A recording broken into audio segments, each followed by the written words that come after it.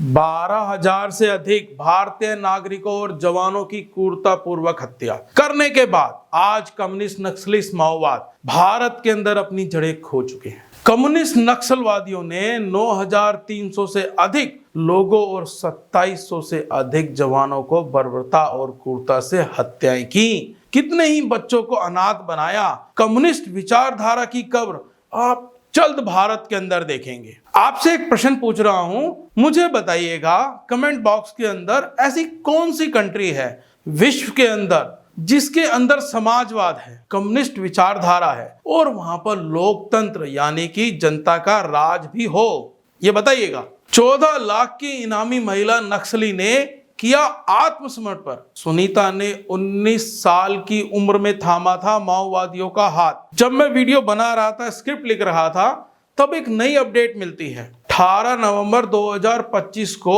1 करोड़ का इनामी नक्सली हिडिंबा अपनी पत्नी समेत 6 नक्सलियों के साथ मारा गया। उस पर 26 घातक हमलों का आरोप है। इसमें 76 सीआरपीएफ जवानों की हत्या से लेकर दरभंगा घाटी के नरसंहार तक में उसका नाम शामिल है। 2023 झिर्रम घाटी नरसंहार 27 लोग मारे गए, जिसमें शीर्ष कांग्रेसी नेता शामिल थे। 2021 सुकमा बीजापुर मुठभेड़ 22 सुरक्षाकर्मी शहीद हुए और 19 नवंबर 2025 को नक्सलियों का टॉप लीडर देवजी मारा जाता है और 50 गिरफ्तार कर लिए जाते हैं। और यह एनकाउंटर छत्तीसगढ़ और आंध्र प्रदेश की बॉर्डर एरिया के जंगलों में हुआ था। मिशन 2026 की डेडलाइन नजदीक आने के साथ ही माओवादी संगठन बिखरते नजर आ रहे हैं और सुनीता का आत्मसमर्पण बड़े बदलाव की ओर इशारा कर रहा है। सुनीता प्रतिबंधित भारतीय कम्युनिस्ट पार्टी केंद्रीय समिति की सदस्य है और इसका एरिया था छत्तीसगढ़, महाराष्ट्र और मध्य प्रदेश। पुलिस के संयुक्त रूप से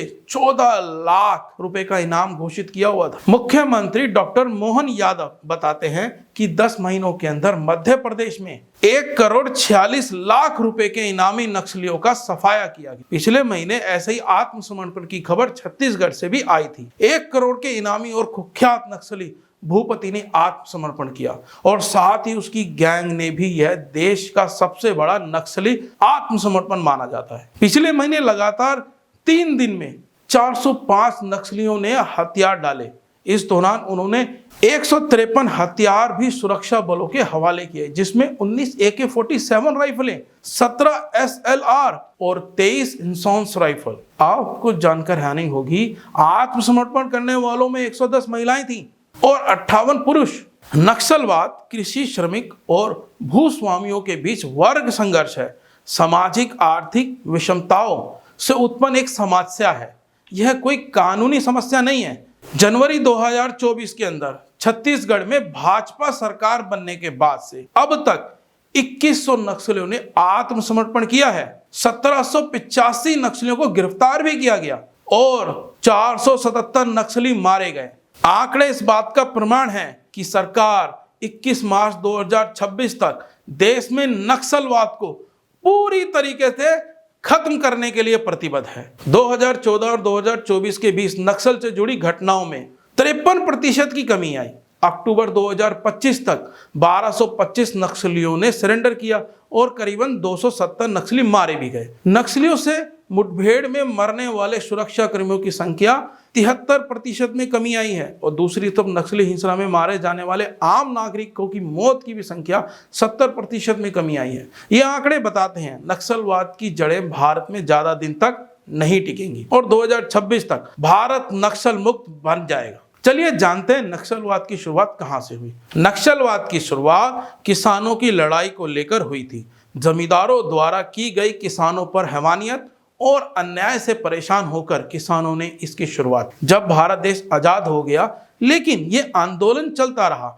बाद में इस आंदोलन को नक्सलवाद का नाम दे दिया गया और नक्सलवादियों को देशद्रोही कहे जाने लगा। नक्सलवाद की शुरुआत पश्चिमी बंगाल के दार्जिलिंग जिले के गांव नक्सलवाड़ी से हुई, जिन्हें पहले वाम चरमपंथी के रूप में जाना जाता था, जबकि देश में वामपंथी उग्रवाद की उत्पत्ति तेलंगाना किसान विद्रोह से हुई थी। भारत में स्वतंत्रता के पश्चात समाजवादी विचारधारा का तेज गति से विकास हुआ। इसके साथ ही एक वर्ग पूरे भारत में आरंभ हो गया। स्वतंत्रता प्राप्ति के पश्चात भी सामंतवाद भारत में लंबे समय तक कायम रहा। सामंतवादी व्यवस्था के पोषक लोगों द्वारा सबसे अधिक प्रताड़ना उन्हीं लोगों को दी गई जो सामाजिक चरण के सबसे निचले पायदान पे थे, यानी कि जो सबसे गरीब थे, दबे हुए थे।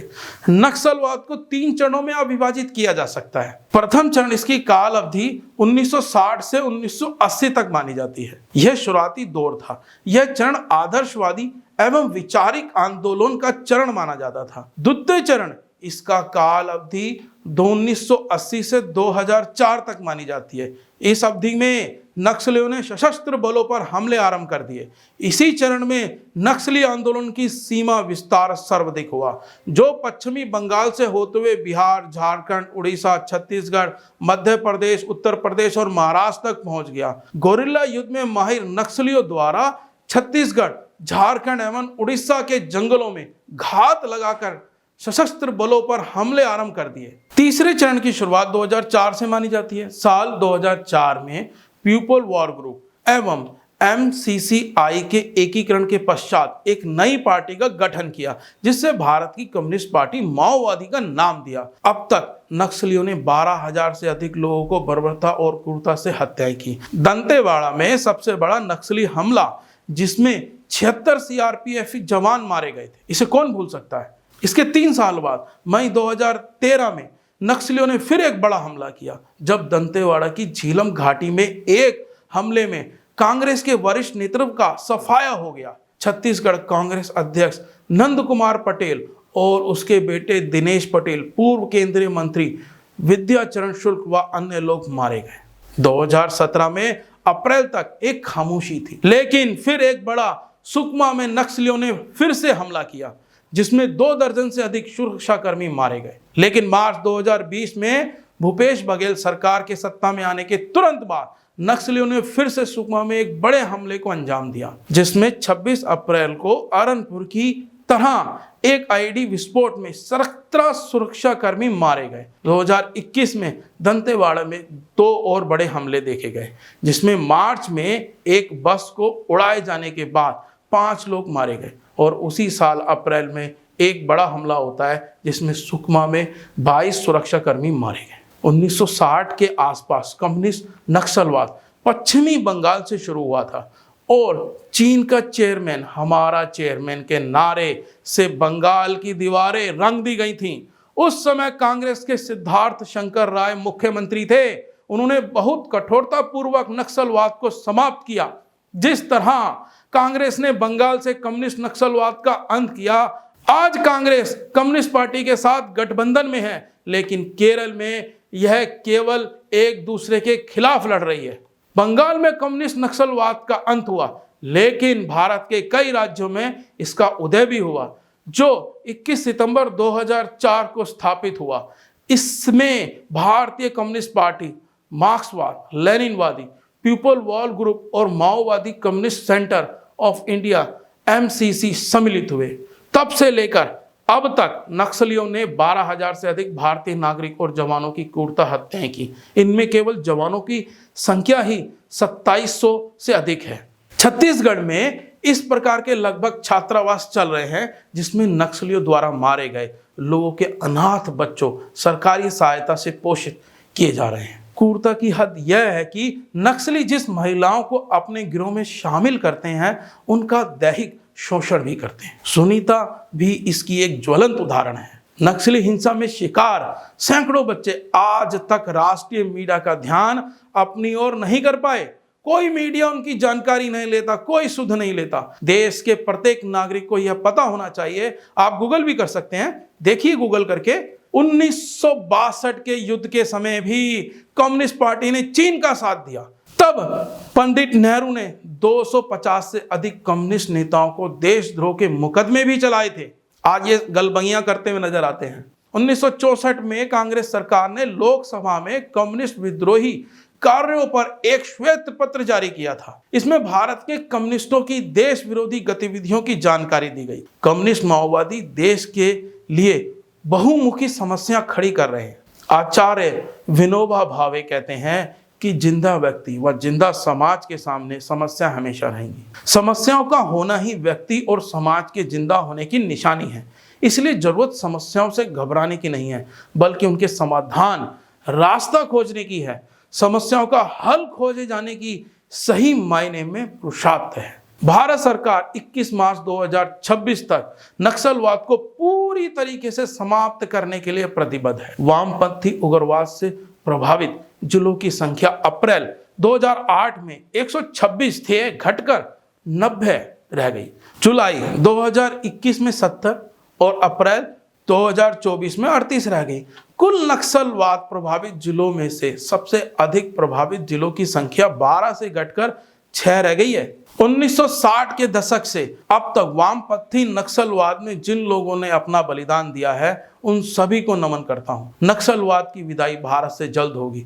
वीडियो के स्टार्टिंग में मैंने आपसे एक प्रश्न किया था, ऐसी कौन सी कंट्री है विश्व के अंदर जिसके अंदर समाजवाद है, कम्युनिस्ट विचारधारा और वहां पर लोकतंत्र यानी जनता का राज। मैं यकीन के साथ कह सकता हूं, आपको ऐसी विश्व के अंदर कोई देश नहीं मिलेगा, पूर्व में भी कोई ऐसा देश नहीं मिलेगा जहां पर कम्युनिस्ट विचारधारा और लोकतंत्र साथ हो। कम्युनिस्ट विचारधारा सबसे पहले लोकतंत्र का ही गला घोटती है। ये समाजवाद की बात तो करते हैं, पर सच्चाई कुछ और ही होती है। कमेंट बॉक्स में अपना उत्तर जरूर दीजिएगा। फिर मिलेंगे। जय हिंद, जय भारत।